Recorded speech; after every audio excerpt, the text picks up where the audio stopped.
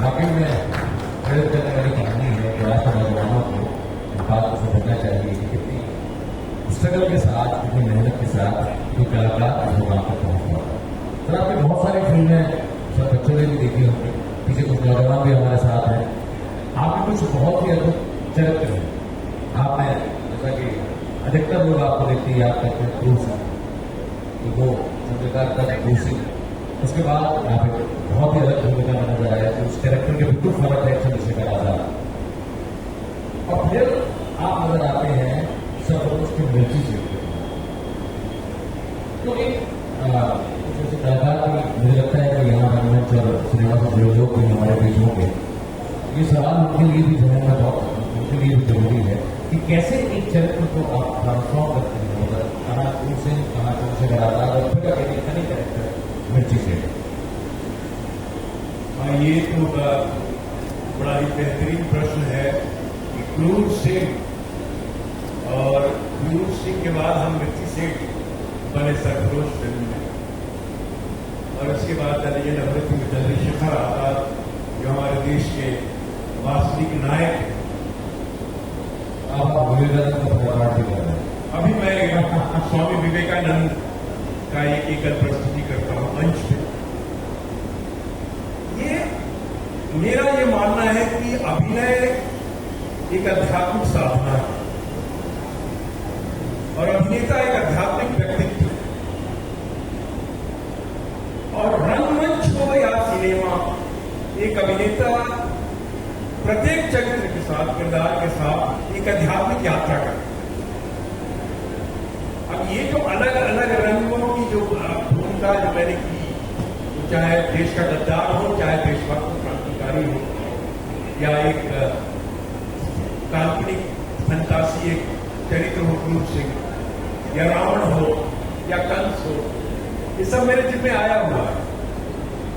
ये इस तरह के किरदार या फिर कॉमिक किरदार हम करने लगे, तो ये एक अभिनेता की जो तैयारी होती है, उस अभिनेता की तैयारी के साथ अभिनेता हर किरदार को जीवंत करने की कोशिश करता है। ये डिपेंड करता है कि वो किस तरह का किरदार कर रहा है और उस किरदार को जीवंत करे। यही हमने भी हमेशा प्रयास किया अपने किरदारों को, वो क्रूर सिंह हो या मिर्ची सेठ हो या चंद्रशेखर आजाद हो या लगान का आजल लोहार हो, ये जितने किरदार हैं, या बाद में बच्चे याद रखते हैं आजकल रेडी फिल्म कामर चौधरी हो, तो ये सब किरदार जो है ये एक अभिनेता की जो तैयारी है उसी का प्रतीक है। अभी आज हम गोमती पुस्तक महोत्सव के प्रारंभ में हैं और आदरणीय अखिलेश जी हमारे बीच उपस्थित हैं, इसलिए भी कि वो अभिनेता हैं और इसलिए भी कि वो एक लेखक भी हैं। अखिलेश जी की 3 पुस्तकें आज हमारे सामने हैं, जिसमें अभिनय, अभिनेता और अध्यात्म, दूसरी पुस्तक है आत्मोत्थान और तीसरी पुस्तक है अकेला मरना। एक सवाल इन तीनों पुस्तकों के साथ जाहिर सी बात है कि एक किताब आपकी अभिनेता की बात करती है, अध्यात्म की बात करती है, और बाकी 2 किताबें जो अभी प्रकाशित हुई हैं। सर, एक सवाल मेरे जहन में आता है, अखिलेंद्र मिश्रा, अकेला मरना, आत्मोत्थान, ये आप क्या समझते हो? अखिलामित्रम में भी अ है, आत्मोत्थान में भी अ है, और अभिनय अभिनेता और अध्यात्म में भी अ है, और अखिलेंद्र में भी अ है। अब ये हमने सोच के तो नहीं रखा है, ये तीनों किताब हमने ब्रह्म मुहूर्त में लिखी है और ये कोरोना काल की देन है, क्योंकि मुझे तो पता भी नहीं था कि मैं लिख सकता हूं। पढ़ने का हमेशा से अभ्यास रहा, हम पढ़ते रहते थे, पढ़ते रहते हैं कुछ न कुछ, लेकिन लिखने की जो प्रक्रिया शुरू हुई कोरोना काल में बहुत समय था, और उस समय में हम पढ़ते तो थे, स्वाध्याय करते थे, लेकिन लिखना कब शुरू हुआ हमें पता नहीं चला। क्योंकि रात को 11 बजे के बाद मेरा अपना समय शुरू होता था, कि पूरा परिवार घर में ही रहता था, तो बाहर कोई जा सकता था ना आ सकता था, और यहां तक कि कोई घर का चौका बर्तन करने भी नहीं आता। आता था मैं बर्तन वर्तन मांजने में, और वो सब करने के बाद 11 बजे रात को मेरा समय शुरू होता था, मैं पढ़ता था। लेकिन हुआ ये कि मैंने कविता लिखनी शुरू कर दी, और ये अभिलापतन की जो कविताएं हैं, कविता लिखनी शुरू कर दी, और मैं लिखने लगा 3:30 बजे रात को, 3 साढ़े 3 बजे मेरी नींद खुल जाती थी सुबह, और मैं लिखना शुरू कर देता था। तो ये ब्रह्म मुहूर्त में ये कविताएं आती चली गई, लंबी लंबी कविताएं हैं, अलग अलग ढंग की कविताएं हैं।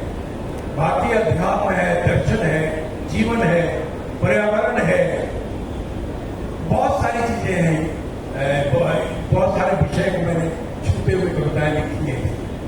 तो ये अपने आप में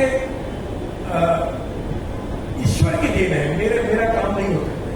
कि मैंने लिखा ही नहीं, मेरी माँ भगवती और मेरे भोलेनाथ, उन्होंने ही लिखा है, उन्होंने लिखवाया है, नाम मेरा आ गया है। और इसका नाम भी जब मैंने कविताएं लिख ली, जब पुस्तक छपने की बारी आई, तो इसका नामकरण हुआ अखिलामृतम। जब अभिनय में लिखी मैंने किताब, तो अभिनय, अभिनेता, अध्यात्म, भाई अभिनय है, अभिनेता और अध्यात्म है, सीधे सीधे। हमने कुछ वैसा नाम नहीं रखा, सीधे सीधे कि ये चीजें हैं। उसके बाद जब तीसरी किताब आई आत्मोत्थान, तो इस साल आई है, विश्व पुस्तक मेला में इसका विमोचन हुआ, तो ये भी आत्मोत्थान। तो ये एक संयोग कहिए या जो भी कहिए, लेकिन ब्रह्मांडीय सूत्र ये कहता है कि ब्रह्मांड में सबसे पहले उत्पत्ति औ की ही हुई थी। औ के बाद ई, औ के बाद आ नहीं बना, औ के बाद ई के बाद बड़ी ई नहीं बनी, ऊ। तो ये औ ई ऊ, और उसके बाद फिर ए आई ओ औ ये आना शुरू हुआ। तो जो स्वर की जो रचना है, तो औ पहले आया है, और यही कारण है कि औ ऊ और फिर जो नासिक उच्चारण है मौ, उससे जो ओम आया है, क्योंकि स्वतः उत्पन्न हुआ है, स्वतः जागृत हुआ है ब्रह्मांड में। ये वो ध्वनियां है कि ये अनाहत है, ये वो ध्वनियां ही अनाहत है, इनकी उत्पत्ति में कोई भी आहत नहीं है। औ ऊ मौ, आप कहते हैं कहीं भी घर्षण नहीं होता मुंह में, ऊ कहते हैं ऊ, कहीं भी घर्षण नहीं होता। मां कहते हैं मां, कहीं भी घर्षण नहीं होता। ये स्वतः उत्पत्ति हुई है इसकी, इसका जागरण हुआ है, और यही ओम है।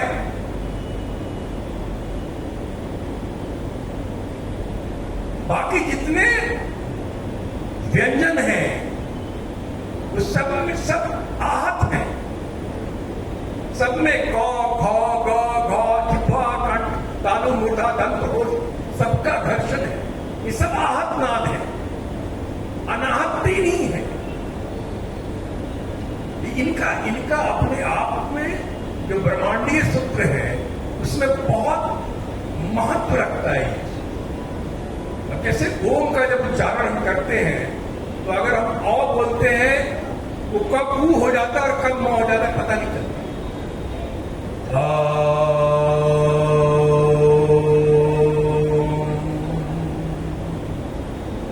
मैंने मुंह खोल के औ बोला, धीरे धीरे मुंह मेरा बंद होता चला गया, वो ऊ हो गया, और मुंह पूरा बंद हो गया, मां निकल गया।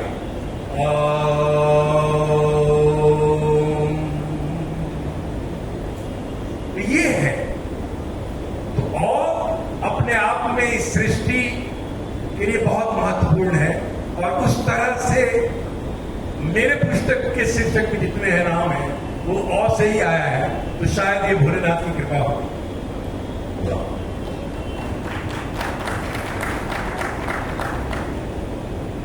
अपने अभिनेता और अभिनेता कुछ आप अगर इस पर कुछ कहना जानना चाहें सर, इस किताब में आपने क्या क्या समाहित किया है जो अच्छे अभिनेताओं के लिए और रंगकर और सिनेमा के लोगों के लिए ये किताब लाभान्वित कर सकती है?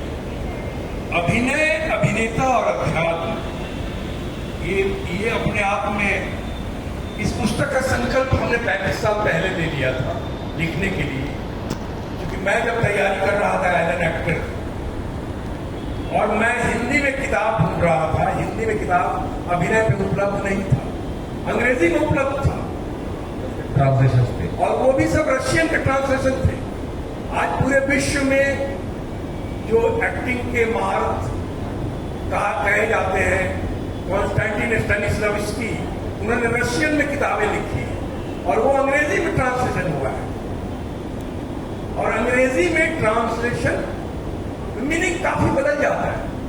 स्वयं फर्नेश्वरनाथ रेणु जी से रविन्द्रनाथ टैगोर कहा करते थे कि आप तो बहुत सौभाग्यशाली हैं कि आपके हिंदी प्रदेश के जो भी पाठक हैं, आप जो लिखते हैं यथारूप आपके पाठक तक पहुंचता है, लेकिन मैं जब अपने ही साहित्य को स्वयं अनुवाद करता हूं तो 2 कौड़ी का हो जाता है।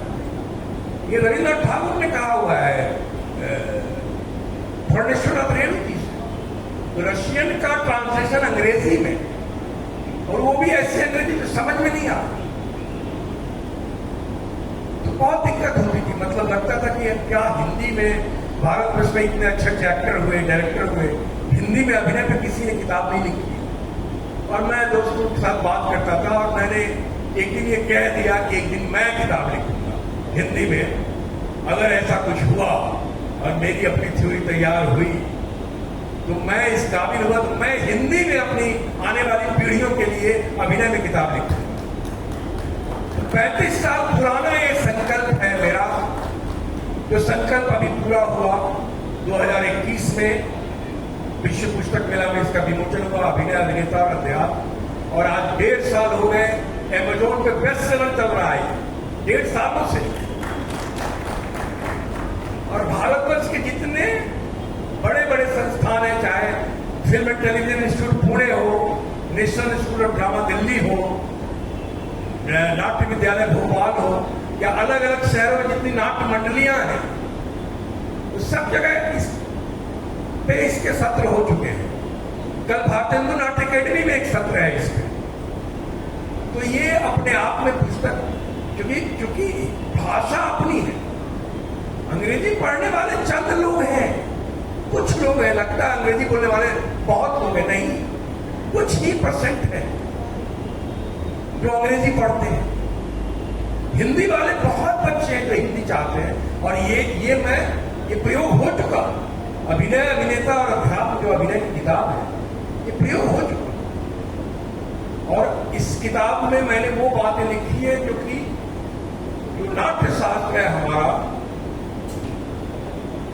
एक बात और बता दूं, आप लोग शायद पता हो, नाट्य शास्त्र और श्रीमद् भगवत गीता जी इस साल यूनेस्को के मेमोरी ऑफ वर्ल्ड में शामिल हो चुका है। नाट्य शास्त्र में भरत मुनि जी ने अभिनय पे ये बताया है कि एक अभिनेता के पास क्या क्या होना चाहिए, क्या क्या उसकी तैयारी करनी चाहिए, लेकिन कैसे तैयारी करनी चाहिए ये नहीं बताया। मैंने अपनी पुस्तक में ये बताई है अपने प्रयोग के, अपने शोध के, अपने अनुभव के अनुसार कि क्या क्या तैयारी करनी चाहिए और कैसे करनी चाहिए, विधिवत कैसे करनी चाहिए। और उसको मैंने बहुत आसान कर दिया है। और आसान करने के बाद, आसान भाषा में लिखने के बाद, शायद यही कारण है कि आज बच्चों को बहुत ही प्रभावित कर रहा है ये पुस्तक, और बहुत अच्छा लग रहा है और पढ़ रहे हैं। और बहुत ही, मतलब मैं जहां भी जाता हूं, जो भी नाट्य संस्थाएं हैं अलग अलग शहरों में, वहां पर मैं सत्र के लिए जाता हूं और वहां बच्चे धन्य हो जाते हैं। किताब कमाल है ये, क्योंकि ये इस किताब की 3 जो तत्व है जो मैंने शुरू में बोला, अभिनय एक आध्यात्मिक साधना है, एक्टिंग इज स्पिरिचुअल प्रैक्टिस, अभिनेता एक आध्यात्मिक व्यक्तित्व है, एक्टर इज स्पिरिचुअल पर्सनालिटी, और नाटक हो या सिनेमा, यह आध्यात्मिक यात्रा है किसी भी किरदार के साथ एक अभिनेता का। पूरा अध्यात्म है। भरत मुनि जी ने नाट्य शास्त्र में कहा है कि कि जब एक कलाकार, एक अभिनेता मंच में प्रवेश करता है तो उसके प्रवेश द्वार पे ही एक तरफ यम बैठा हुआ है, एक तरफ नियति बैठी हुई है। यम और नियति को क्रॉस करके मंच पे अभिनेता जाता है, यानी कि उसकी मृत्यु हो गई या उसका भाग्य बदल गया, वो पर काया प्रवेश कर गया। अब वो जो दिख रहा है मंच पे वो नहीं है, उसका प्रवेश कुछ और है। ये नाट्यशास्त्र में उन्होंने बताया। ये क्या है? पर काया प्रवेश क्या है? अध्यात्म है, ये साधना है। आदि गुरु शंकराचार्य जब मंडन मिश्र से हारने लगे, जब उनकी पत्नी ने जो प्रश्न पूछा,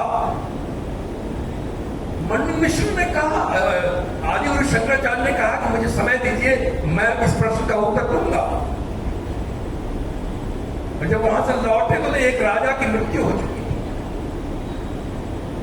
उस राजा के शरीर में प्रवेश कर गए वो, और आदि गुरु शंकराचार्य के शिष्य उनके शरीर को प्रिजर्व करके रखा, और उन्होंने वो अनुभव किया जो प्रश्न किया था भारती जी ने, मंडन मिश्र की पत्नी ने।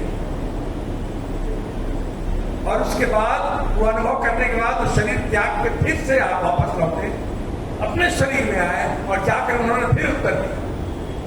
ये शास्त्रार्थ की तो विधि थी। ये है पर काया प्रवेश। एक एक्टर का काम आसान है, सिर्फ डायलॉग बोल देना एक्टर नहीं है। ऑडियंस डायलॉग सुनना नहीं चाहती, ऑडियंस देखना चाहती है डायलॉग के पीछे क्या हो रहा है, what is going on behind the dialogue. Dialogue के पीछे क्या हो रहा है, और वो है भाव, वो एक्सप्रेशन, और वही अभिनय है। सिर्फ लाइन्स बोल देना, संवाद बोल देना, काव्य बोल देना नहीं है अभिनय। तो अभिनेता का जो स्वरूप है, रामकृष्ण परमहंस जी के एक शिष्य थे गिरीश रंजन घोष, जो थिएटर करते थे बंगाल में। स्वामी विवेकानंद जी के समकक्ष थे गिरीश रंजन घोष। जब भी वो कोई नाटक करते थे, परमहंस जी जाते थे नाटक देखने। और एक दिन चैतन्य महाप्रभु का नाटक हो रहा था, परमहंस जी हॉल में बैठ के, थिएटर में बैठ के, नाटकगृह में बैठ के नाटक देख रहे थे। और नाटक में जो चैतन्य महाप्रभु की किरदार निभा रही थी वो अभिनेत्री थी विनोदनी। बंगाल थिएटर की बहुत बड़ी कलाकारा हुई है विनोदनी। विनोदनी की पृष्ठभूमि एक वैश्या परिवार की थी। बचपन से ही वो वहां से निकल गई थी, और गिरीश रंजन घोष ने उनसे उन्हें रंगमंच में ले आए और नाटक करवाने लगे। चैतन्य महाप्रभु नाटक समाप्त हुआ, परमहंस जी बैक स्टेज में गए। बैक स्टेज में जाके उन्होंने विनोदनी का पैर छू लिया। परमहंस जी के शिष्य जो है सो गुस्सा हो गए कि आपने एक वैश्या का पैर छू लिया। उन्होंने कहा, अरे मूर्खों, ये वैश्या नहीं, ये जब चैतन्य महाप्रभु का रोल कर रही थी मंच पे, तो मैंने साक्षात चैतन्य महाप्रभु का दर्शन किया। यह है कलाकार, यह है पर काया प्रवेश। उन्होंने कहा कि ब्रह्मा इस सृष्टि में 84 लाख योनि एक पल में एक साथ जीता है, और उसके बाद कोई सृष्टि में है तो एक अभिनेता है जो एक पल में 2 रूप जीता है, एक पल।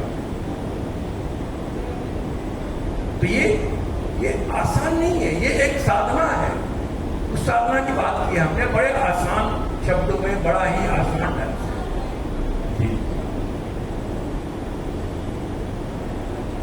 वाकई अभिनेता ये पुस्तक, इस पुस्तक को दिखा दें, ये वो पुस्तक है अभिनय, अभिनेता और अध्यात्म। और ये यहाँ भी स्टॉल नंबर 170 उपलब्ध है। तो जैसा कि सर ने कहा कि वाकई अभिनेता लगातार हमेशा अपने एक नए काम में